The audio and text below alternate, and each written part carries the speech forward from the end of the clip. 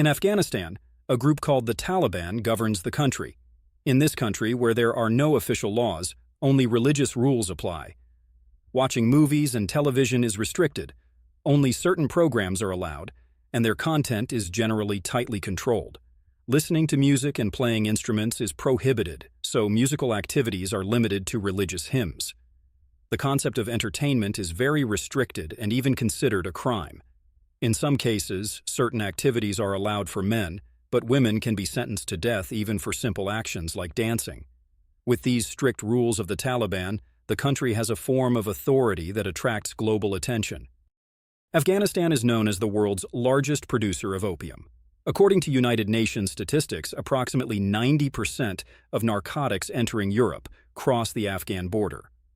Afghanistan holds a leading position in opium production, and the fight against drugs has been ongoing for a long time. The country's traditions and economic conditions play a significant role in the illegal drug trade. This situation exposes Afghanistan and the world to a series of dangers. Therefore, drug production and trade in Afghanistan pose a major threat to the country and the international community. In Afghanistan, the entire population lives below the poverty line and human rights are not valued. It is considered the most illiterate and poorest country in the world. People living in this country are the unhappiest in the world, and statistically, the least educated and contributing the least to world knowledge.